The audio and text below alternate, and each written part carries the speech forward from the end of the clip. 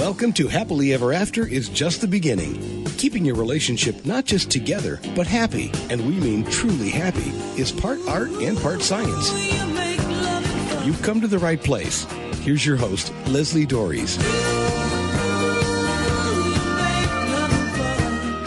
From the early beginnings of mankind, humans have belonged to tribes.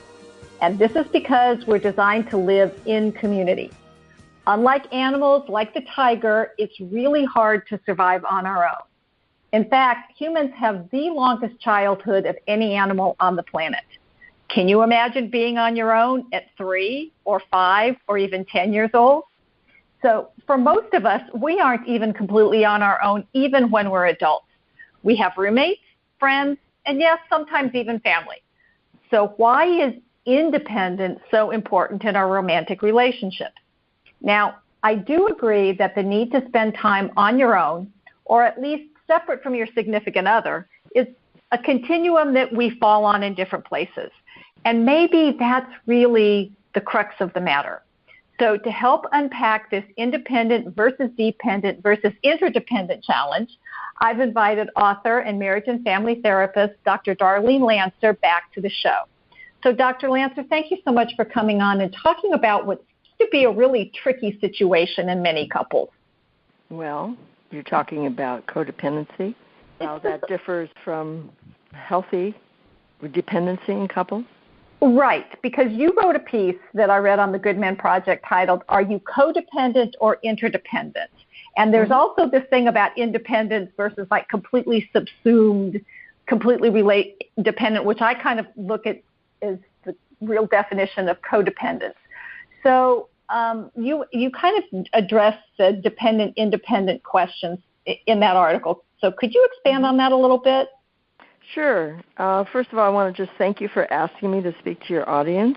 I always like to be able to educate people on something that's often very misunderstood, and particularly in this area where a lot of psychologists and writers blame the codependency movement for breaking up relationships and ignoring healthy dependency. However, they don't understand that codependent attachment is not healthy. So they have codependents typically because of their childhood experience, have anxious attachment or avoidant attachments. So they're either don't feel that they're close enough, and they usually bond with someone who is avoidant. So they're always pursuing that person, or unhappy that they're not getting their needs met. Or because of childhood experiences, people grow up and are afraid of closeness, usually either being shamed or abused or abandoned, and so they avoid relationships.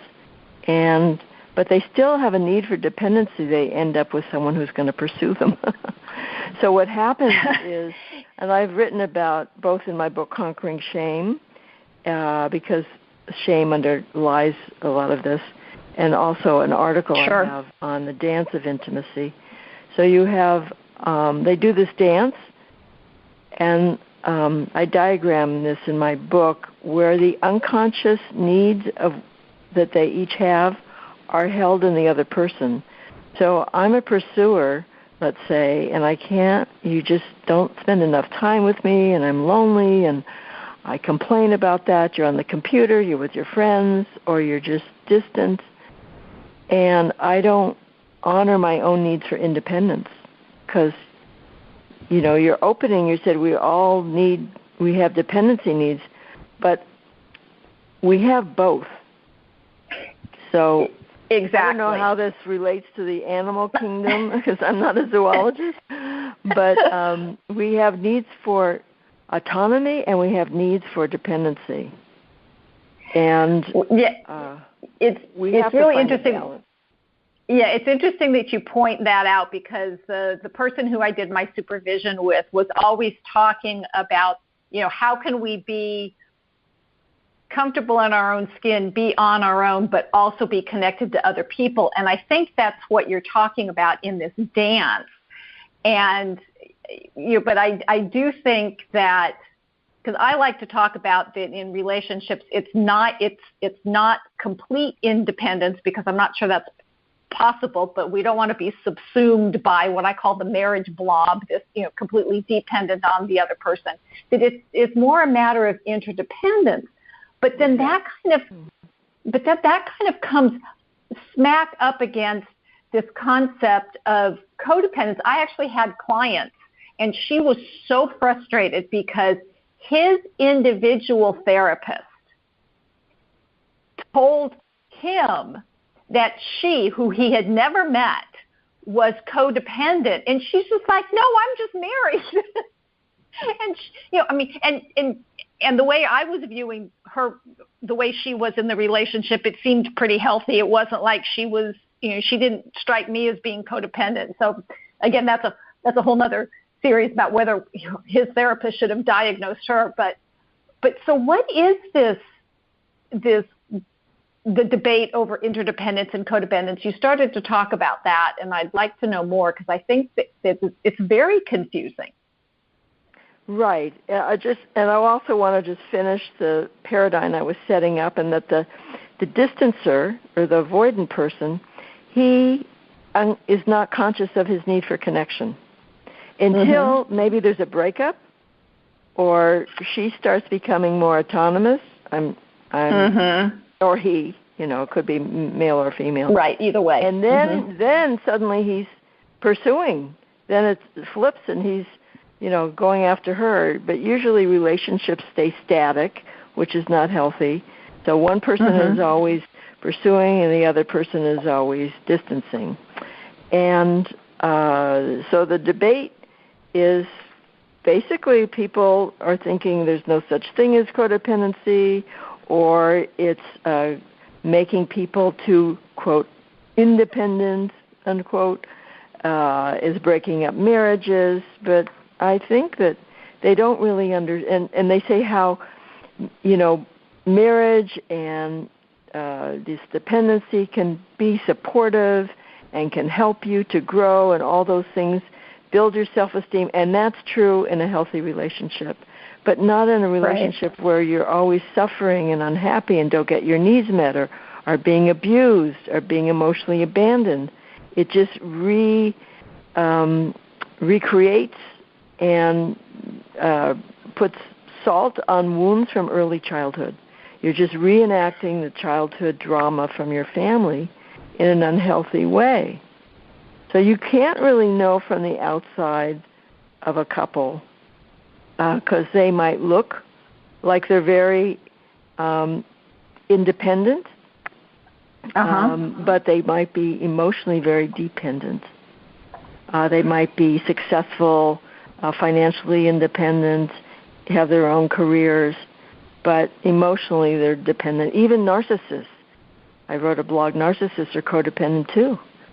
So they're very dependent on what you think about them, and there's some that never bond and never get in a relationship, but a great many are married and they don't want a divorce, and even though they don't want closeness or they don't want any emotional intimacy, they still want their partner around, and their partner's suffering because they're not getting any emotional needs met, but they can't leave. So the other thing about codependent relationships is that they're afraid to be alone, or once they get attached, they give themselves up. So I wrote another blog about, do I have to lose myself to love you? So a lot of times you might have a controlling parent, and it's like, or a narcissistic parent. You have to give up who you are to get the love and approval of that parent, and that sets you up for that kind of relationship. Right, because that's the one thing that, it's a relatively, I don't know if I should say it's commonly accepted, but there is this idea that we tend to marry people very similar to whichever one of the parents, or maybe the combination of both, that we had a difficulty with, so that we could work through those issues with our partner. And I don't know if this is part of the codependency concept or not, but I think most people try to do it, or the idea is that it's done in a healthy way. But if we don't understand what those wounds from our childhood are, we just keep repeating the pattern over and over Right. again, and then we understand why we never find good relationships. It's like, well, okay, because we keep picking people who are, who exacerbate those wounds instead of help us Right. heal them. Yeah, and Freud said, you remember, it's the repetition compulsion. You remember or you repeat, and in CODA they say, or you recover or you repeat. So it's not enough to just know this in childhood. You really have to go into therapy. You have to do the work to feel the pain, to heal it. The other thing is there's no boundaries in codependent relationships. So if your partner feels anxious or guilty or resentful or something, it's like right away you think it's your fault and that you have to do something to change it. You might even be blamed by your partner because they're not taking responsibility for their own feelings. So there's this overreaction instead of in a recovered person who's autonomous, they look inside for their resourcing, for their feelings, for their needs, and they're not so other-focused. They're not always reacting to somebody else or thinking someone else is going to make them happy or someone else is the cause of their unhappiness or their pain. They look themselves. I always get very antsy when one of my clients says that it's their job to make their partner happy. It's like, oh, please don't. It's like, you can't. I mean, that's right. But it's this idea that if my partner, it's the same thing, I see it with parents and children that, oh my goodness, I don't want my child to be unhappy in any way. It's like, okay, well, first off, get them out of the bubble wrap, because at some point in time they're going to be unhappy, and you're setting them up with the inability to deal with their unhappiness or their discomfort or whatever it is. And the same thing is with our partners. It's like, yes, if I'm doing something that is annoying, irksome, bothersome to my partner, yes, I think it's helpful for me to take a step back and go, okay, what's that about? And more to the point, stop it. But if my partner's upset about something and, that I may not have anything to do with, I can't fix it. Happiness is an inside job, right? Yeah, and the person who said that it's their responsibility to make the other person happy, they're going to be self-sacrificing a lot and not taking care of their own needs. And they probably, maybe unconsciously, think that their partner should make them happy, too. So isn't that they're going to be resentful. Right. But that's kind of what is out there, and it's like, so I keep trying to break these myths of people. It's like, that's not what the job is. So I'm familiar with codependency in terms of, the addiction or language. So you kind of the enabling. Is codependency and enabling the same thing, or are they different? No, enabling is just a symptom that someone may or may not have who's codependent. So it's like removing the consequences of somebody else's bad behavior or addiction. Okay. It's just something specific. That's not all codependents do that, and it's like caretaking and self-sacrifice to a higher level or more or a lower level. Yeah. So people an unhealthy level do that. Yeah. So, for instance,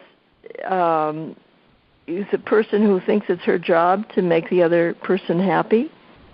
So, if it's with a child, for instance, an adult child, never allowing them to experience pain. So they, don't look for work and you support them. They have an addiction and you keep helping them, give them money, to buy drugs or other things like that. So that would be get out of jail free card. So that would be enabling. When you think that someone else is the one that's going to make you happy, and when your moods are overly dependent on somebody else's moods, then you have to directly or indirectly try to control them.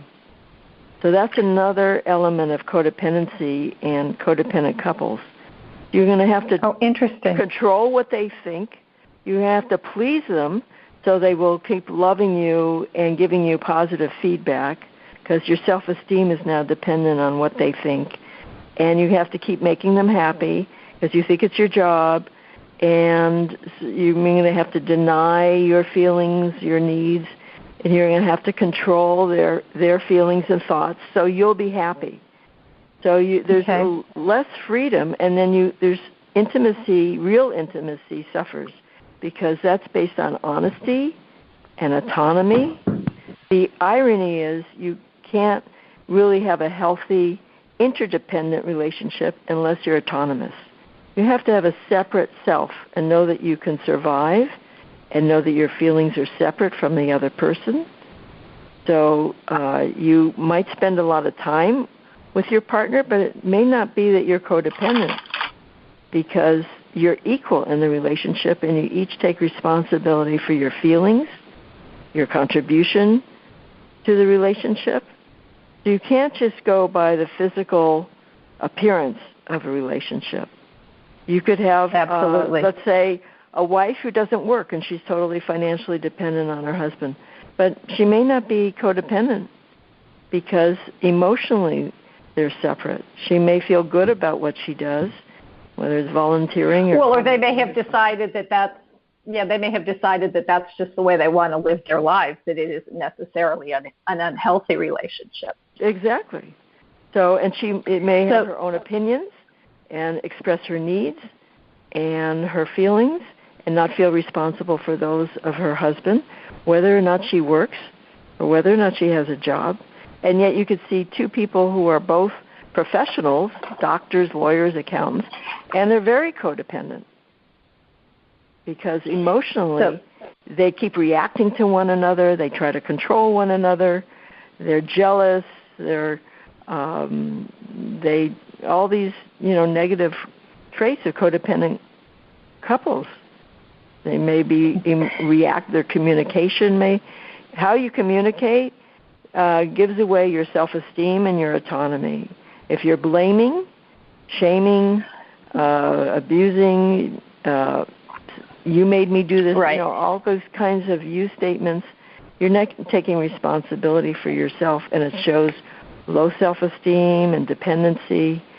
So I always encourage people, you can build your self-esteem even if you don't have it. You can learn to be assertive even if it was never modeled in your family. And all those things help you recover, build your self-esteem, recover from codependency, become more autonomous, all those things you can do for yourself. And I'm going to ask about that in just a minute, but I have to remind people that This Is Happily Ever After is just the beginning on webtalkradio.net. I'm Leslie Dories, and I'm talking to author and therapist Dr. Darlene Lancer about healthy interdependence in relationships, not codependence. And if you struggle in finding a balance between being alone and being connected or involved with your partner, you're not alone. But as we've been talking about, there is a solution. And if you're interested in learning more, I invite you to take a moment and get in touch with me and take advantage of my free, no-obligation, Create Your Happily Ever After transformation session. You can reach me at Leslie, Lesli, at foundationscoachingnc.com. That's FOUNDATIONS, coaching, N as in Nancy, C as in Charlie.com. Or you can give me a call at area code 919-924-0463. And now I want to get back to this difference between the characteristics of a codependent couple and interdependent couples. And we're talking about, Darlene, Dr. Lancer, you were talking about people being able to hold on to themselves, having their own sense of self-worth, not defining themselves by how their partner feels. So can I give you some examples? Please do. So I'm going to describe two couples. This is elaborated in my book, Codependency for Dummies.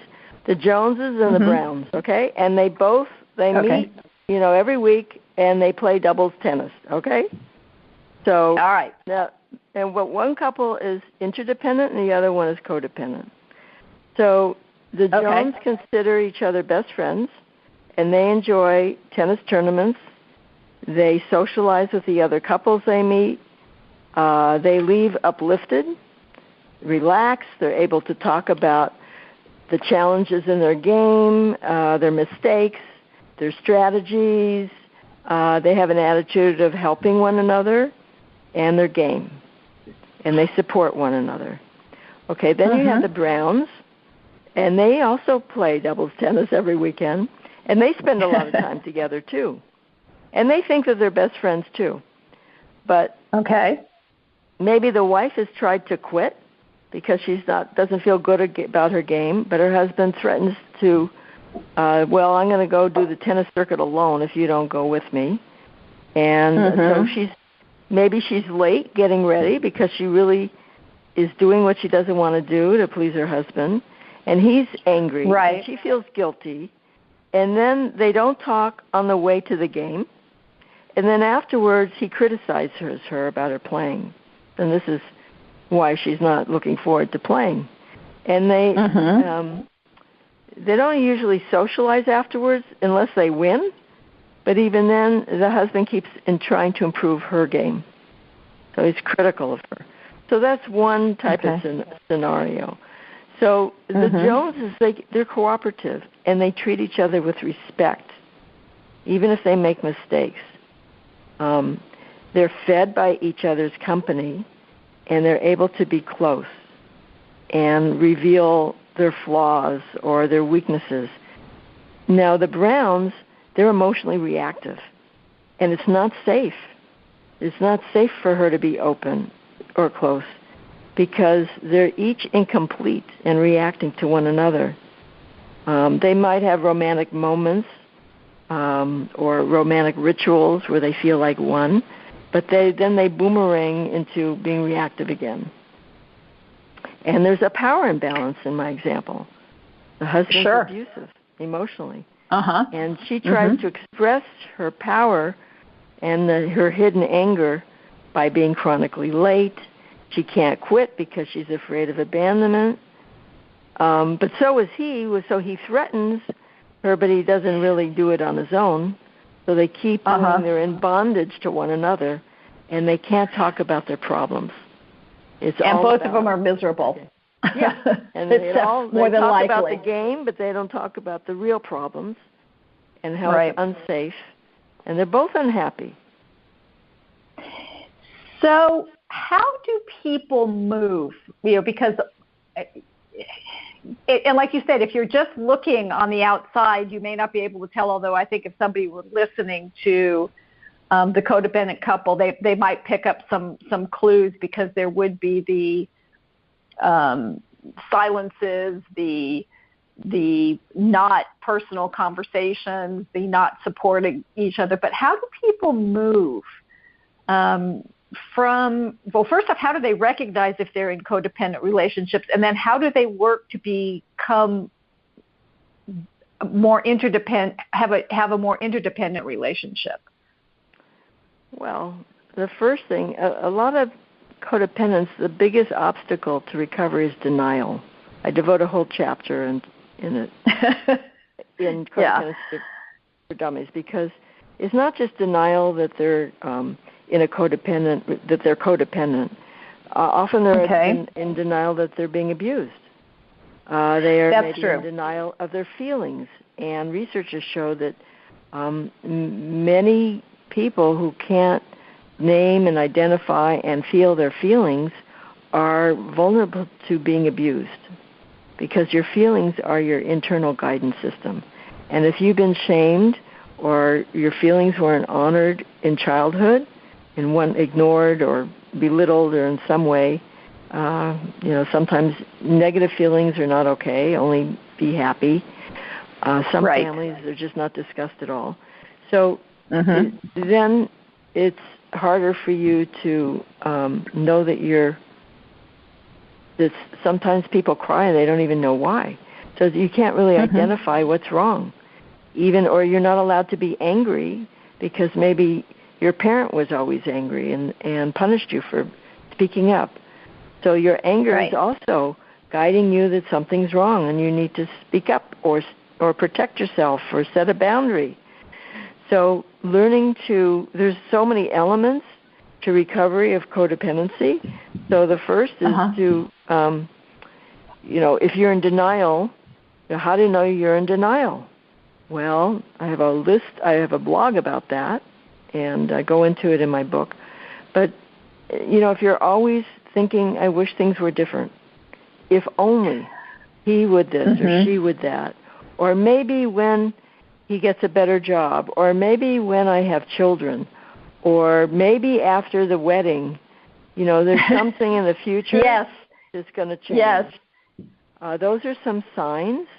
And minimizing your pain, keeping secrets. You don't tell family or friends about, how he calls you bad names or how your wife doesn't take care of the children.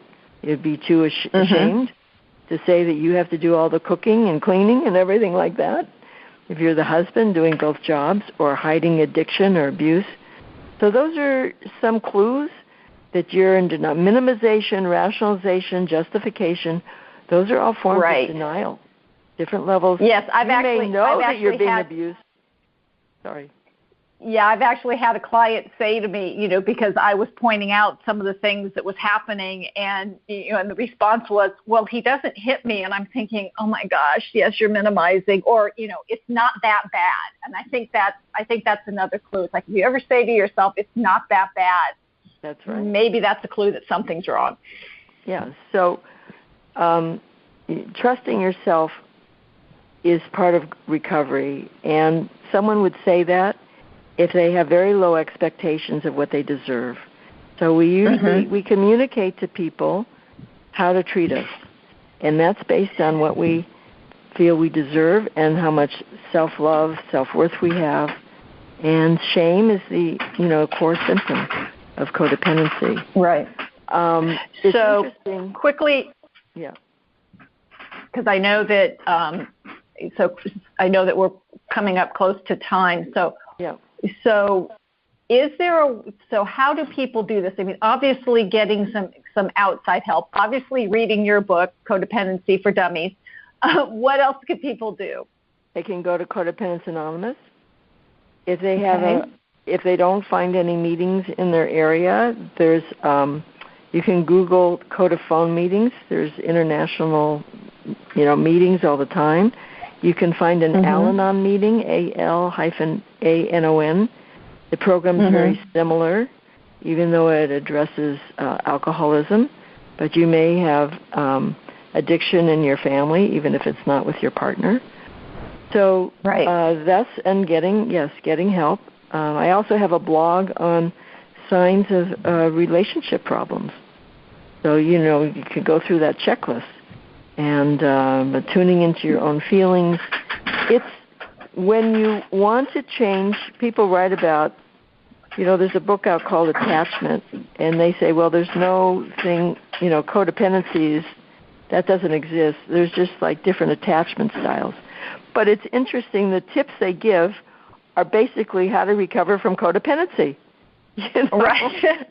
So you can change, and I have a blog, how to change your attachment style, and there's a quiz on there, to find out what yours is.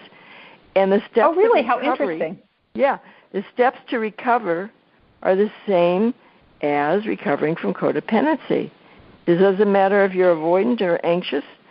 You have to learn to be autonomous. You have to learn to be assertive and set boundaries. You have to build your self-esteem. These are all doable, no matter how far down the progressed your codependency is, and there's stages that I discuss on my website and in my book. You can turn that around, and instead of a negative feedback loop where you're going downhill, turn that around into a positive feedback loop, and you feel better and better and better. You build on that. Okay, so we're talking about the book that you wrote, Codependency for Dummies, which I'm going to assume is available at Amazon? It is digital and paper. And then if you relate to shame, I wrote a book on conquering shame. And I have ebooks on building yourself and webinars on building your self-esteem, learning to be assertive, a self-love meditation is on there. There's a lot of information if you're in love with a narcissist. I have a book for you on that. So, and people can find this where? Can you share your website? Sure. Links to my talks, my books, my Facebook page, my YouTubes are all at whatiscodependency.com. Okay, so that's all one word, what is codependency? Yeah. Okay, which I think is great because, I'm not a big fan necessarily of labeling stuff, and maybe that's where we all get caught up. But if you're actually having some serious difficulties in your relationship, and by the way, if it's also in more than one relationship that you're involved with, because if you can't create boundaries, if you tend to give yourself up, if you do these things that have been described today as codependency, then we don't care necessarily what you call it. It's causing you problems. And, the real question, as we said, isn't whether it's codependence versus interdependence. The distinction is real, and it's really important. And the interdependence is the foundation for the healthy and happy relationships that we all deserve. And codependence creates problems for us. So if you've recognized yourself today, I encourage you to please keep listening to the show. Get in touch, with Dr. Lancer's information. And until next week, stay loving.